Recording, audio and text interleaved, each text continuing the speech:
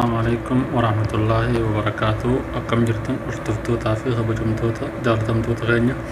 Har'aan tana shari'aa malee yookaan siim kaardii malee lakkoofsa Ameerikaatiin iimoo, waatsaappii, telegiraama, instagiraama, feesbuukaa fi waan barbaadan lakkoofsa Ameerikaatiin akka itti banattan isinitti agarsiisa. Warri YouTube chaanaala kiyyaan gammaatti argin. YouTube chaanaalli kiyya kun haariyaa ammaan bane. YouTube kanarratti waan rabbina laafisa waa'ee appiirraa taniin hin beeknes barachaa taniin beekuus hin barsiisaa waliin deemnaa sabiskiraayibnaaf godhaa na jajjabeessaa isiniin jedha. YouTube kiyya chaanaalli kiyya maqaan isaa YouTube keessan keessa galtanii haala kanaan galtanii bakka sarchii tanarratti dhoytu sambooda maqaan isaa akkanatti inni barreessitu firii Oroo aappi jettanii barreessitu sambooda sarchii gootu jechuudha. Egaa sarchii gootanii haala kanaan isinii fida inni kiyya kanaa jechuudha. Isa kana sabiskiraayib, laayik, sheer naaf godhaa jajjabeessaa isiniin jedha. Galatooma. Ayyee amma kallattumaan karaa barnootitti adeemna. Akka itti iimoo fi waatsaappii waan barbaanne banachuu dandeenyu lakkoofsa Ameerikaatiin appii tokko nu barbaachisaa jedha. Appiinis maali? Teekistii nama jedhu kana isa kanaa jechuudha. Isa kana teekistii nama jedhu kana pilaastoorii keessallee ni jira. Pilaastoorii keessaa orijinaalli jiru waan ta'eef linkii isaa diskiriipshinii jalaan isiniif kaa'aa. Achiin linkii sana tuqxanii googil keessaa googilillee dheeytanii googil kiroom keessa dheeytanii sarchii gootanii gabbuufachuu ni dandeessu. Amma akkaataa ittiin banachuu dandeenyu isinitti agarsiisa. Erga gabbuufattanii booda isarratti dhoytuu jechuudha. Erga haala kanaan isinii baasee booda asirratti dhoytuu jechuudha. Saayinaa akka hajoo kana. Saayinaa akka hajoo kanarratti dhoytu. Haala kanaan siifita Facebook, Google, email jee siifita. Kana keessa waan banachuu barbaaddu laaltee anamma googiliin banachuu barbaadu waan ta'eef isinillee gisee googilii irra gadhoo itti nama fakkeenyaaf isa kanarratti hin gadhaa jechuudha. Sirriitti na hordofa. Egaan googil kanarra gadheen booda waan naaf itti walumaan laalla. Kun haala kanaanii imeelaa nan jawwaala irraa qabu guutumaan guututti naaf itti jechuudha. Imeela kanaan guutumaan guutuun naaf itti imeela kana kan hin barbaadetti irratti hin dhahaa jechuudha.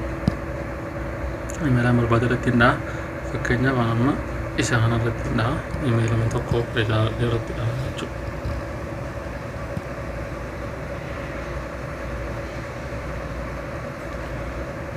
Haala kanaan naaf itti jechuudha. Erga inni haala kanaan naaf itti booda maal goona? Obsumaan na eeggadha. Erga haala kanaan nuuf fidee booda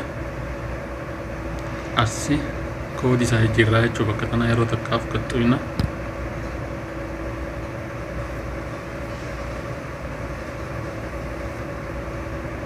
Eeggannaan ganna nuuf fidu. Haala kanaan erga nuuf fidee booda koodii maal barreessinaa? Koodii Ameerikaa sana argachuudhaaf Kanaadaa jechuudha. Kanaadaadha. 729 jennaan haala kanaan Kanaadaa nuuf fidee jechuudha irratti. Kanaadaa alaabaa Kanaadaa nuuf fidee deebitanii sana irratti asirratti dhoytu jechuudha. Koontiinuu bakka sana irratti dhoytu. Sana booda agirii hayattu kana irratti dhoytu. Waaw kun lakkoofsa guutumattuu abbaa afur nuuf fidee jechuudha. Hafiriidhaa suni maallaqaan bitamaa ka gubbaa kuni. Inni kun maallaqaan bitamaa jechuudha. Riyaala 19 fi halaala 99 kanaan bitamaa.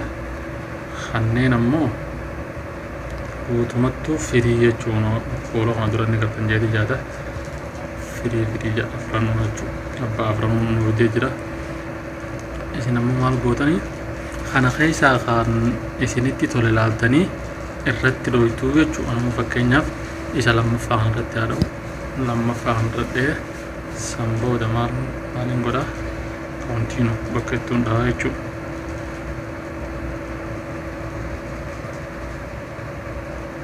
Kanaas amma xumurree jirra. Lakkoofsa amma koontiinuu kun eessaa arganna noola lakkoofsa eega haala kanaan nu fide booda asirra dhoyinaa jechuudha. Asirratti dhoyina san booda noola lakkoofsa keenya kanadha. Isa kanaa jechuudha. Lakkoofsa keenya kana maal goona isuma yeroo takkaaf gaxxuune jechuudha. Koppii godhachuudhaaf koppiraayitii godhachuudhaaf asirra yeroo tokko gisee gaxxuune nu haala kanaan nu fide laal koppiraayitii jala kanatti nu fidaan amma kallattumaan as keessaa baana. Amma karaa imoo deemnaa jechuudha. Imoo keessa deemnee imoo binannee isin gazeera. Asirratti fakkeenyaaf erga imoon asirratti nuu fidde amma duraan asirra nuu jirti biyya nuu fidde jechuudha. Bakka keessa jirru Itoophiyaa taate Suudii taate bakka feene taate asirra nuu fiddi jechuudha. Erga asirratti kan nuu fidde booda isin maal gootu kanatti dhiiftaniituma asirra tuytu jechuudha. Asirra eega tuytanii xiyyaa gaddeebi'aa kana yeroo tokkaaf tuytu san booda asirra gaddeemtaniiti Kanaadaa bakka itti ilaaltan jechuudha. Kanaadaa barbaaddanii waa honoora Kanaadaa isa joogartan Kanaadaa isa kanarra dhoytanii jechuudha. Isa kanarra dhoytanii san booda lakkoofsa reefuun tana koppii godhanne san sakandii takkaaf bakka tana qaqqabdanii teessanii jechuudha. Sakandii takkaaf qaqqabdanii gisee akkanatti isinii fide paasti bakka itti tana tuyxan jechuudha. Paasti bakka itti tuyxanii noola asirratti raqamni nuu bahee jechuudha. Erga haala kanaan nuu bahee booda maal goona raayit asirra raayitii goonaa jechuudha. San booda maal goona okkee goona. Amma haala kanaan nuu fide amma asiin akka dhiiftaniituma deemtanii meseejiin amma nuu dhufte tun eessatti nuu dhufte asirra nuu dhufte jechuudha. Appii san keessa galtanii appii san keessa noola walitti 54 duwwaa 3 jechuudha. 54 duwwaa 3 as keessaa fudhannee